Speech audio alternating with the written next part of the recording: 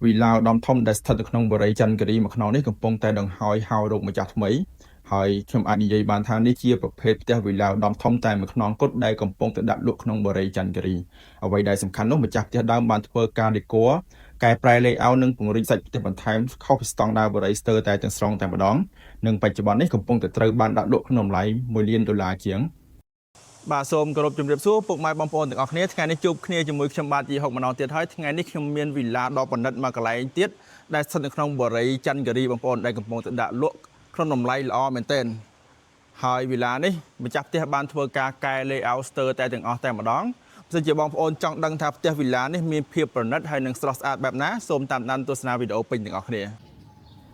សម្រាប់ប្រភេទផ្ទះវីឡាឧត្តមធំនេះមានផ្លូវខាងមុខផ្ទះទំហំ12 ម៉ែត្របងប្អូនដែលធំទូលាយងាយស្រួលក្នុងការចេញចូលទៅមកហើយខាងមុខផ្ទះខាងបរិយាបានរៀបចំតាមជាស្មៅរុក្ខជាតិពូបៃតងហើយនឹងដើមឈើដោយសារខាងបរិយាច័ន្ទគិរីគឺគេគិតគូរខ្លាំងមែនទែនទៅលើបរិស្ថាននៃការរស់នៅរបស់សហគមន៍គេហើយផ្ទះវីឡាឧត្តមធំនេះទៀតសោតគឺលាតសន្ធឹងទៅលើទំហំដី838ការ៉េហើយស្តង់ដារពីបរិយាមកទំហំផ្ទះគឺ15 គុណនឹង 15 ប៉ុន្តែម្ចាស់ផ្ទះនេះបានធ្វើការដេគ័រហើយនឹងកែ layout ពង្រីកសាច់ផ្ទះបន្ថែមមកជាង5 ម៉ែត្រទៀតប៉ុន្តែមិនមែនកែមកទាំងស្រុងទេគឺកែដោយផ្នែកបងប្អូនហើយសម្រាប់ផ្ទះវីឡាឧត្តមធំនេះគឺនៅសល់ដីចំហៀងធំខ្លាំងមែនទែននឹងមានអាងទឹកឯកជនមួយដ៏ធំសម្រាប់ប្រើប្រាស់ជាលក្ខណៈគ្រួសារបងប្អូនហើយម្ចាស់ផ្ទះក៏បានរៀបចំដាំជាស្មៅនិងដើមឈើបន្ថែមទៀតដែលស្រស់ស្អាតខ្លាំងមែនទែនហើយខាងក្រោយផ្ទះក៏បានរៀបចំធ្វើជាកញ្ចក់សម្រាប់អង្គុយលេងហើយផ្ទះនេះគឺនៅសល់ដីជុំវិញសងខាងបងប្អូនហើយខាងក្រៅផ្ទះក៏នៅសល់ដីធំទូលាយគួរសមដែរឥឡូវខាងក្រៅផ្ទះគឺមានតែប៉ុណ្្នឹងទេយើងចូលទៅមើលខាងក្នុងផ្ទះសិនបងប្អូនផ្ទះនេះត្រូវបានបដូរតាំងពីស៊ុមទ្វារឡើងទៅបងប្អូនបដូរមកជាឈើហូបដែលរឹងមាំខ្លាំងមែនទែនហើយបំពាក់មកជាមួយនឹងប្រព័ន្ធ Smart Key ផងដែរហើយនៅពេលដែលបងប្អូនចូលមកដល់បន្ទប់ទទួលភ្ញៀវនេះបងប្អូននឹងឃើញពីភាពខុសគ្នានៃផ្ទះវីឡាឧត្តមធំមកខ្នងនេះនិងផ្ទះវីឡាឧត្តមធំដទៃទៀតដែលស្ថិតនៅក្នុងបរិយាច័ន្ទគិរីដោយសារម្ចាស់ផ្ទះគាត់បានវាយជញ្ជាំងហើយពង្រីកសាច់ផ្ទះបន្ថែមជាង5 ម៉ែត្រតទៀតបងប្អូនធ្វើជាបន្ទប់ទទួលភ្ញៀវនិងបំពាក់មកជាមួយនឹងឧបករណ៍សម្ភារៈនិងគ្រឿងសង្ហារិមដែលទំនើបទាន់សម័យហើយផ្ទះនេះក៏មិនភ្លេចផងដែរនៅពន្លឺធម្មជាតិនិងលំហូរខ្យល់ចូលមកខាងក្នុងផ្ទះបងប្អូនដោយសារគេគិតគូរខ្លាំងមែនទែនទៅលើសុខុមាលភាពនៃអ្នកស្នាក់នៅដោយបងប្អូនឃើញជាក់ស្ដែងអញ្ចឹងបន្ទប់ទទួលភ្ញៀវនេះគឺមានទំហំធំខ្លាំងមែនទែនហើយម្ចាស់ផ្ទះបានធ្វើការដេគ័រដើមឡើយគាត់ដេគ័រនេះគឺដេគ័រដើម្បីចូលនៅខ្លួនឯងទេប៉ុន្តែដោយសារកូនគាត់បដូរសាលាទៅរៀននៅខាងក្រសួងដែនដីបងប្អូនដូច្នេះហើយបានជាគាត់សម្រេចចិត្តថាដាក់លក់ផ្ទះនេះដើម្បីយកលុយបង្វិលទៅទិញផ្ទះថ្មីគាត់អត់ចង់បញ្ចេញលុយបន្ថែមទៀតទៅលើទីផ្សារទេហើយផ្នែកខាងក្រោយនេះក៏គាត់បានធ្វើការពង្រីកសាច់ផ្ទះមកបន្ថែមធំទូលាយខ្លាំងមែនទែនហើយឥឡូវនេះយើងចូលមកមើលបន្ទប់គេងសមាជិកគ្រួសារដែលស្ថិតនៅលើជាន់ផ្ទាល់ដីនេះសម្រាប់បន្ទប់គេងមួយនេះគឺមានទំហំធំផងដែរបងប្អូនដោយសារម្ចាស់ផ្ទះបានធ្វើការពង្រីកបន្ថែមអាចប្រើប្រាស់ជាបន្ទប់សម្រាប់សមាជិកគ្រួសារដែលមានវ័យចំណាស់ដែលគាត់អត់ចង់ឡើងចុះទៅជាន់លើទេបានហើយអ្វីដែលសំខាន់នោះក៏មានមកជាមួយនឹងបន្ទប់ទឹកឯកជនមួយផងដែរហើយសម្រាប់បន្ទប់ទឹកឯកជនសម្រាប់សមាជិកគ្រួសារមួយនេះគឺមានទំហំធំល្មមផ្ដល់ជាឯកជនភាពសម្រាប់អ្នកស្នាក់នៅក្នុងបន្ទប់មួយនេះឥឡូវបន្ទប់នេះអស់ប៉ុណ្ណឹងឥឡូវយើងចេញតទៅផ្នែកខាងក្រោយនៃផ្ទះបន្តទៀតយើងឃើញថាការដេគ័ររបស់ម្ចាស់ផ្ទះនេះគឺប្រើប្រាស់សុទ្ធតែជាមួយនឹង material ដែលមានតម្លៃថ្លៃស្រស់ស្អាតខ្លាំងមែនទែនឥឡូវយើងចូលមកដល់ផ្នែកផ្ទះបាយហើយផ្ទះបាយគឺមានទ្វារខណ្ឌដាច់ដោយឡែកហើយមានទំហំធំមែនទែនបងប្អូនមានទម្រង់បើសិនជាបងប្អូនស្រឡាញ់ចូលចិត្តការចម្អិនម្ហូបប្រកបជាពេញចិត្តផ្ទះបាយនេះហើយសំខាន់មានយកពន្លឺពីក្រៅផ្ទះមកប្រើផងដែរពេលខ្លះសើតែមិនចាំបាច់បើកភ្លើងបងប្អូននៅពេលដែលយើងចូលមកធ្វើចម្អិនអាហារផ្សេងឥឡូវយើងចេញទៅមើលផ្នែកចំហៀងនៃផ្ទះបន្តទៀតបងប្អូននៅពេលដែលយើងចេញមកដល់ខាងក្រៅនេះគឺទីធ្លាចំហៀងផ្ទះដែលរៀបចំជាអាងហែលទឹកឯកជនហើយមានមកជាមួយនឹងគ្រែគេងហាលថ្ងៃហើយនឹងកញ្ចុះហើយនឹងតុអង្គុយលេងរួចជាស្រេចផងដែរនៅចំហៀងផ្ទះនេះក៏មានបន្ទប់អ្នកស្នាក់នៅជាមួយមួយហើយនឹងបន្ទប់ទឹកមួយផងដែរបងប្អូនឥឡូវនេះយើងចូលមកមើលបន្ទប់ទឹកនៅចំហៀងផ្ទះនេះសម្រាប់បន្ទប់ទឹកនេះគឺមានទំហំធំល្មមអាចប្រើប្រាស់តាមតម្រូវការជាក់ស្ដែងឬក៏ទុកឲ្យអ្នកស្នាក់នៅជាមួយប្រើប្រាស់ហើយឥឡូវនេះយើងចូលមកមើលបន្ទប់គេងអ្នកស្នាក់នៅជាមួយបន្តទៀតឥ សម្រាប់បន្ទប់គេងអ្នកស្នាក់នៅជាមួយនេះគឺមានទំហំធំល្មមអាចប្រើប្រាស់បានតាមតម្រូវការឬក៏ប្រើប្រាស់ជា storage ក៏បានដែរបងប្អូនមិនតូចពេកហើយក៏មិនធំពេកដែរ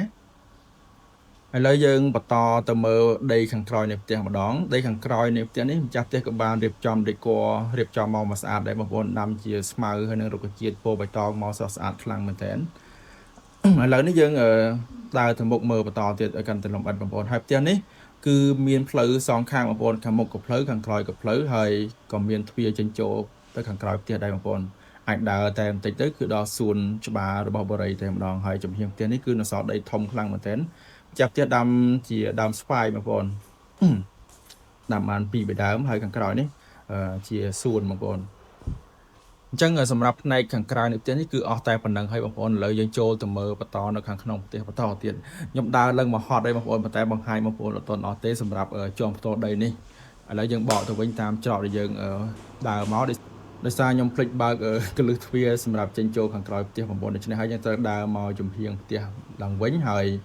ចូលតាមទ្វារចំហៀងបងប្អូនហើយទ្វារចំហៀងនេះគឺមានចាក់សោ2តង់បងប្អូនមិនអាចចូលទៅដល់បន្ទប់ចម្អិនអាហារបានផ្ទះបាយបាន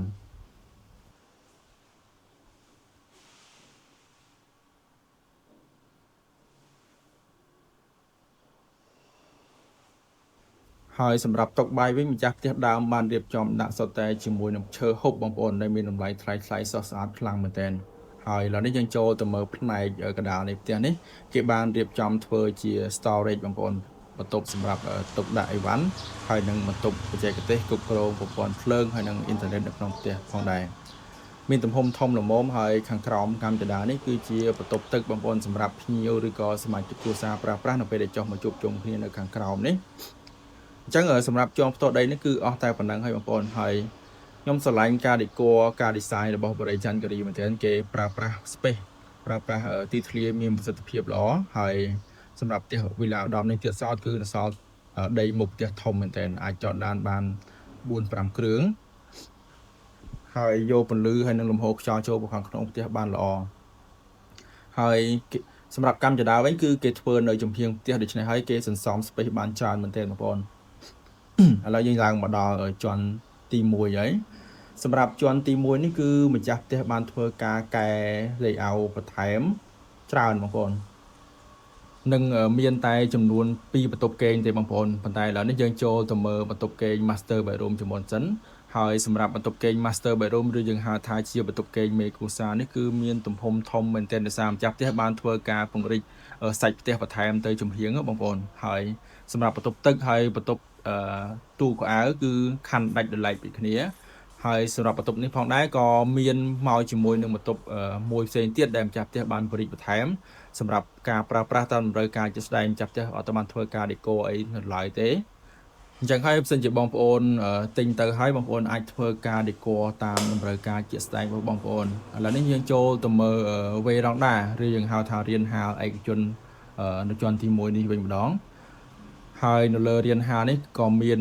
បន្ទប់មួយផ្សេងទៀតបងប្អូនអាចប្រើប្រាស់ជា storage ទុកដាក់អីវ៉ាន់តាមតម្រូវការជាក់ស្ដែងដោយសារម្ចាស់ផ្ទះបានធ្វើការពង្រីកមកសាច់ផ្ទះបន្ថែមបងប្អូនធំទូលាយល្អ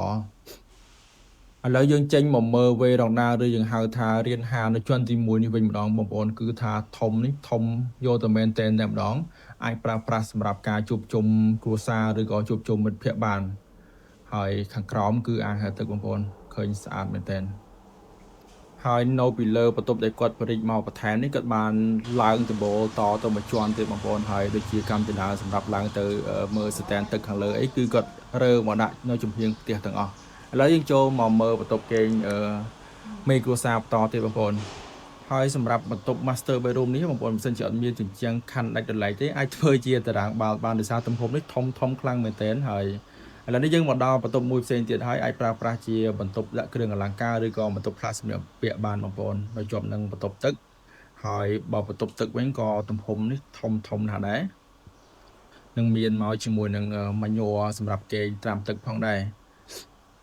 សង្ដាពីបរិយមកចាប់ផ្ទះអត់មានធ្វើការកែកុនអីបន្ថែមទេហើយឥឡូវនេះយើងចេញទៅមើលបន្ទប់គេងសមាជិកគ្រួសារបន្តទៀតនៅជាន់ទី1នេះសម្រាប់បន្ទប់គេងសមាជិកគ្រួសារវិញម្ចាស់ផ្ទះអត់មានធ្វើការដេកូអីបន្ថែមទេគឺស្តង់ដារពីបរិយមកបងប្អូនគាត់ដាក់សម្ភារៈចូល ដោយបងប្អូនឃើញអញ្ចឹងគឺអត់ទាន់បានប្រើប្រាស់ទេពូកនេះគឺនៅថ្មីទាំងអស់ហើយមានវេរ៉ង់ដាបែរមកខាងមុខផ្ទះមួយយ៉ាងធំតែម្ដងហើយអាចចូលទៅវេរ៉ង់ដាទៅចំហៀងផ្ទះបានផងដែរហើយសម្រាប់បន្ទប់នេះក៏មានបន្ទប់ទឹកឯកជនមួយផងដែរបងប្អូនស្តង់ដាពីបរិយាមកអញ្ចឹងសម្រាប់ជាន់ទី1នេះគឺអស់ប៉ុណ្ណឹងហើយបងប្អូនឥឡូវយើងឡើងទៅមើលជាន់ទី2បន្តទៀតហើយសម្រាប់បរិយាច័ន្ទគិរីនេះកម្មចដាគេគឺអត់ចោតទេបងប្អូនងាយស្រួលក្នុងការឡើងចុះមែនទែនហើយសម្រាប់ជាន់ទី2នេះគឺម្ចាស់ផ្ទះលេងមកអស់ដៃតែម្ដងបងប្អូនគឺកែ layout ទាំងស្រុងតែម្ដងខុសពីស្តង់ដារបស់បរិយាគាត់បានធ្វើទ្វារមួយខណ្ឌផ្ដាច់ជាន់ទី2នេះហើយចូលផុតពីទ្វារនេះបានចូលមកដល់បន្ទប់សមាជិកគ្រួសារនៅជាន់ទី2នេះជាន់ទី2នេះមានសរុបទាំងអស់ចំនួនបន្ទប់គេងសមាជិកគ្រួសារចំនួន3បងប្អូនហើយបន្ទប់ទឹកតែ2ទេប៉ុន្តែឥឡូវយើងចូលមកមើលបន្ទប់គេងសមាជិកគ្រួសារដែលស្ថិតនៅខាងមុខផ្ទះជាមុនសិនសម្រាប់បន្ទប់គេងសមាជិកគ្រួសារដែលនៅខាងមុខផ្ទះនេះគឺអត់ទាន់មានដេកូអីបន្ថែមទេម្ចាស់ផ្ទះគ្រាន់តែចាប់ម៉ាស៊ីនត្រជាក់ឲ្យហើយវេរ៉ង់ដាឯកជននេះគឺធំទូលាយខ្លាំងមែនទែនអាចមកអង្គុយលំហែស្រូបយកខ្យល់អាកាសបាននៅពេលដែលមានអារម្មណ៍ធុញថប់ហើយសម្រាប់វេរ៉ង់ដាមួយនេះក៏អាចឡើងទៅផ្នែកចំហៀងនៃផ្ទះផងដែរបងប្អូនដើរតាមចំហៀងនៃផ្ទះនេះទៅដល់ផ្នែកខាងក្រោយនៃផ្ទះហើយមានរោមដែលម្ចាស់ផ្ទះគាត់ដំឡើងដបូលឡើងលើហ្នឹងហើយកម្មចដាឡើងទៅស្ទែនទឹកក៏ទៅតាមវេរ៉ង់ដាហ្នឹងដែរបងប្អូនហើយសម្រាប់បន្ទប់នេះមានបន្ទប់ទឹកឯកជនមួយដែលផ្ដល់ជាឯកជនភាពសម្រាប់ម្ចាស់បន្ទប់ផងដែរស្តង់ដាពីបរិយាមកបងប្អូនមានម៉ាស៊ីនទឹកក្តៅទុកត្រជាក់ហើយផ្កាឈូកសម្រាប់ងូតទឹកអីជាដើមទៅឥឡូវយើងចូលទៅមើលបន្ទប់គេងសមាជិកគ្រួសារ2ផ្សេងទៀតបងប្អូនហើយនៅជាន់ទី2នេះគឺនៅសល់ space ធំទូលាយមែនទែនបងប្អូនដោយសារម្ចាស់ផ្ទះបានធ្វើការពរិញផ្ទះបងប្អូនអញ្ចឹងមកយើងឃើញធំទូលាយហើយកែ layout អាចប្រើប្រាស់ជាបន្ទប់ទទួលភ្ញៀវឯកជនសម្រាប់ជាន់ទី2នេះឬក៏បន្ទប់ជួបជុំគ្រួសារតាមតម្រូវការជាក់ស្ដែងសម្រាប់បន្ទប់គេងវិញគឺមានទំហំធំល្មមបងប្អូនប៉ុន្តែអត់មានមកជាមួយនឹងបន្ទប់ទឹកឯកជនទេភាសាគាត់ធ្វើនេះគឺកែដើម្បីឲ្យកូនគាត់ស្នាក់នៅកូនតូចអញ្ចឹងហើយគាត់អត់ដាក់បន្ទប់ទឹកក្នុងហ្នឹងទេហើយបន្ទប់ម្ខាងទៀតក៏មានទំហំប្រហាក់ប្រហែលគ្នាដែរបងប្អូនធំប៉ុនគ្នាអត់មានពាក់សម្ភារៈអីមកជាមួយទេគាត់ចាប់តែម៉ាស៊ីនត្រជាក់មកក្នុងហ្នឹងទេហើយសម្រាប់បន្ទប់ទឹកវិញគឺប្រើប្រាស់រួមរវាងបន្ទប់ពីរហ្នឹងបងប្អូនបន្ទប់ទឹកគឺស្តង់ដាពីបរិយាមកទំហំប៉ុណ្ណឹងបងប្អូនអត់មានការកែច្នៃអីបន្ថែមបន្ថយទេអញ្ចឹងសម្រាប់ផ្ទះហ្នឹងគឺមានតែប៉ុណ្ណឹងទេបងប្អូនបើសិនជាបងប្អូនមានចម្ងល់ចង់មកមើលផ្ទះនេះផ្ទាល់ឬក៏ចង់សួរព័ត៌មានបន្ថែមអាចតាក់ទងមកលេខទូរស័ព្ទរបស់ខ្ញុំក្នុងវីដេអូនេះឬក៏នៅក្នុង description ខាងក្រោមបានសូមអរគុណសម្រាប់ការទស្សនាវីដេអូតាំងពីដើមរហូតដល់ចប់ចាំជួយ Subscribe Channel YouTube របស់ខ្ញុំមួយផងដើម្បីតាមដានព័ត៌មានផ្ទះថ្មីៗបន្តទៀត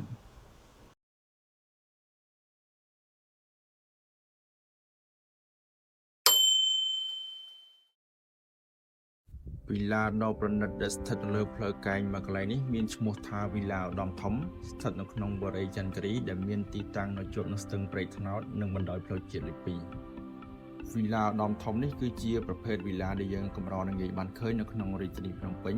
ត្រូវបានរចនាឡើងមកយ៉ាងទាន់សម័យផ្ដល់ជូននូវភាពតិចនិយមមិនសម្ញែងខ្លួនប៉ុន្តែផ្ដល់នូវអារម្មណ៍ស្និទ្ធស្នាល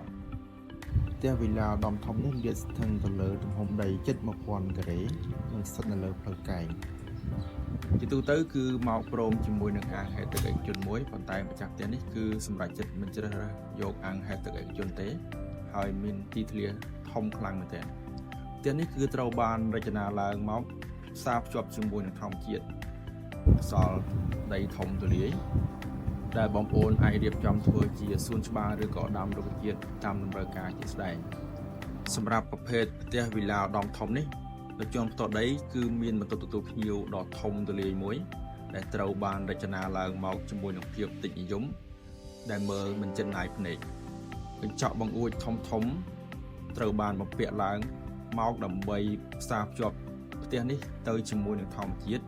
និងផ្ដល់នូវលំហូរខ្យល់ព្រមទាំងពន្លឺធម្មជាតិចូលមកក្នុងផ្ទះផងដែរនៅជាន់ផ្ទាល់ដីនៃប្រភេទវិឡាឧត្តមធំនេះក៏មានមកជាមួយនឹងបន្ទប់ពហុបំណងមួយផងដែរដែលភាសាអង់គ្លេសហៅថា Multi Purpose Room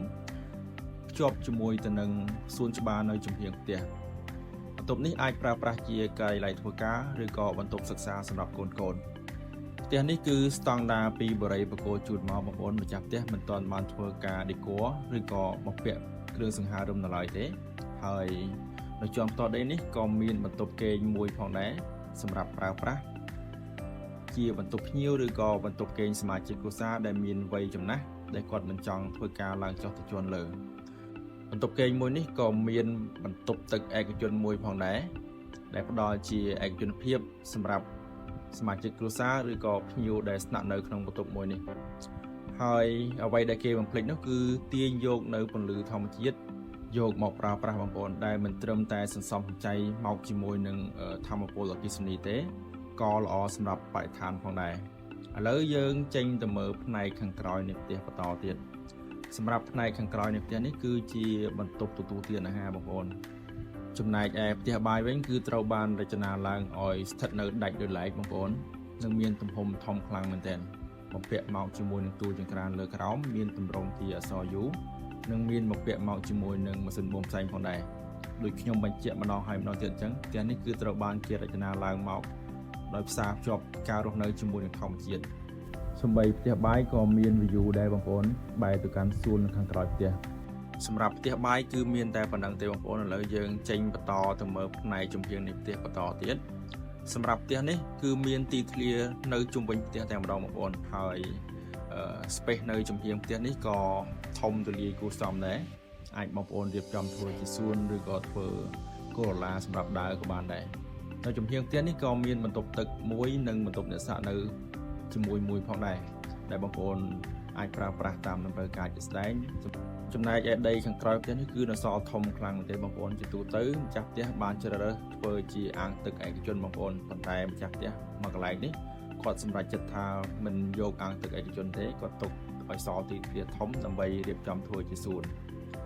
ឥឡូវយើងចូលទៅមើលខាងក្នុងផ្ទះបន្តទៀតបងប្អូនហើយផ្នែកកណ្ដាលផ្ទះដែលយើងឃើញព័ទ្ធដោយឈើហ្នឹងគឺជាបន្ទប់ទុកដាក់អីវ៉ាន់បងប្អូនឬជាហៅថាជា storage ប៉ុន្តែខ្ញុំអត់បានបើកទ្វារឲ្យបងប្អូនទាំងអស់គ្នាបានឃើញទេមានទំហំធំអាចទុកអីវ៉ាន់បានច្រើនហើយខាងក្រោមនេះក៏មានបន្ទប់ទឹកមួយផងដែរសម្រាប់ភ្ញៀវឬក៏សមាជិកគ្រួសារប្រើប្រាស់នៅពេលដែលមកជួបជុំគ្នានៅបន្ទប់ទទួលភ្ញៀវខាងក្រោមនេះសម្រាប់ជាន់ផ្ទាល់ដីគឺមានតែប៉ុណ្្នឹងទេបងប្អូនឥឡូវយើងឡើងបន្តទៅជាន់ទី1បន្តទៀតចំណុចមួយទៀតដែលខ្ញុំកំណត់សម្គាល់ខ្លាំងបំផុតនោះសម្រាប់ផ្ទះវិឡាឧត្តមធំនៅក្នុងបរិយាចន្ទរានេះគឺគេប្រើប្រាស់ space មកមានទិដ្ឋភាពខ្លាំងមែនទែនគេយកកម្មចដាបន្ទប់ចំហៀងផ្ទះដែលសន្សំ space បានច្រើនហើយកម្មចដាក៏មិនសូវចោលដែរងាយស្រួលក្នុងការឡើងចុះឥឡូវយើងឡើងមកដល់ជាន់ទី1ហើយសម្រាប់ជាន់ទី1នេះគឺមានបន្ទប់គេងចំនួនតែ2ទេបងប្អូនគឺបន្ទប់គេងមេគ្រួសារស្ថិតនៅខាងក្រោយផ្ទះនិងបន្ទប់គេងសមាជិកគ្រួសារស្ថិតនៅខាងមុខផ្ទះសម្រាប់បន្ទប់គេងមេគ្រួសារគឺធំខ្លាំងមែនទែនបងប្អូននិងមានវេរ៉ង់ដាឯកជនមួយដែលអាចចេញទៅយកខ្យល់អាកាសនៅពេលដែលមានអារម្មណ៍ធុញថប់អនមកាលឬអាចរៀបចំដាក់តុកៅអីសម្រាប់អង្គុយផឹកកាហ្វេផឹកតែអង្គុយលំហែអានសៀវភៅអង្គុយធ្វើការនិងផ្សារភ្ជាប់ខ្លួនឯងទៅជាមួយនឹងធម្មជាតិបងប្អូនវេរ៉ង់ដានេះគឺមានទំហំធំខ្លាំងមែនទែនបងប្អូនឥឡូវនេះយើងចូលទៅខាងក្នុងបន្ទប់ master bedroom បន្តទៀតចាំមើលផ្នែកផ្សេងទៀតបងប្អូនចង់ដឹងថាបន្ទប់ master bedroom នេះមានលក្ខណៈពិសេសអ្វីខ្លះ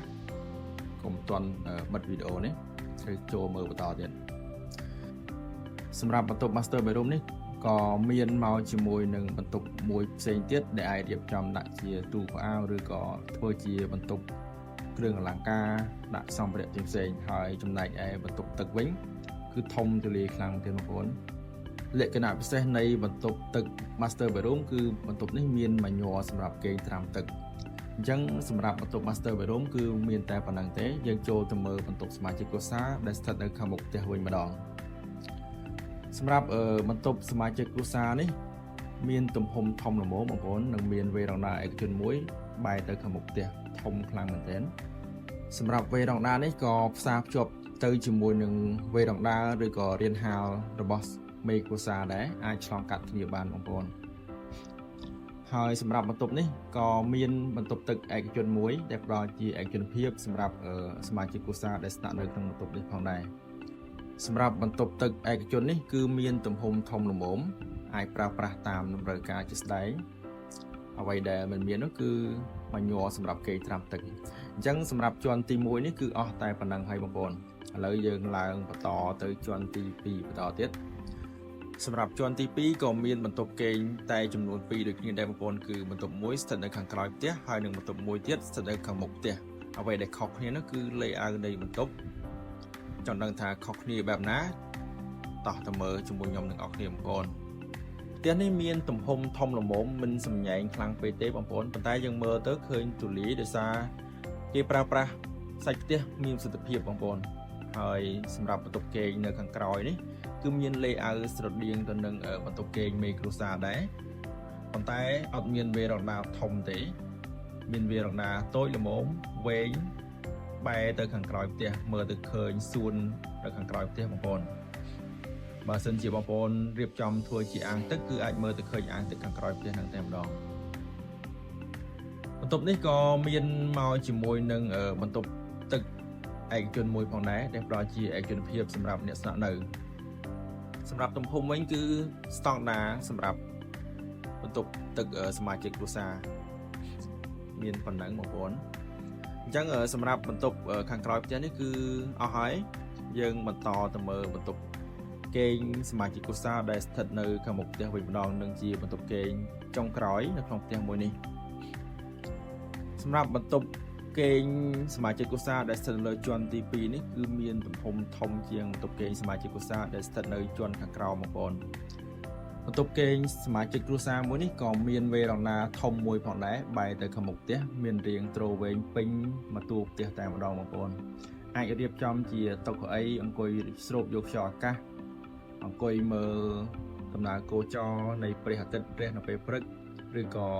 អង្គុយមើលថ្ងៃលិចនៅពេលល្ងាចផងដែរគឺថាមានទំហំធំមែនទែនហើយសម្រាប់បន្ទប់គេងសមាជិកគ្រួសារមួយនេះមិនខុសពីបន្ទប់គេងសមាជិកគ្រួសារដទៃទេគឺមានបន្ទប់ទឹកឯកជនមួយដែលផ្ដល់ជាឯកភាពសម្រាប់អ្នកស្នាក់នៅបាទអញ្ចឹងសម្រាប់ផ្ទះនេះគឺមានតែប៉ុណ្្នឹងទេបងប្អូន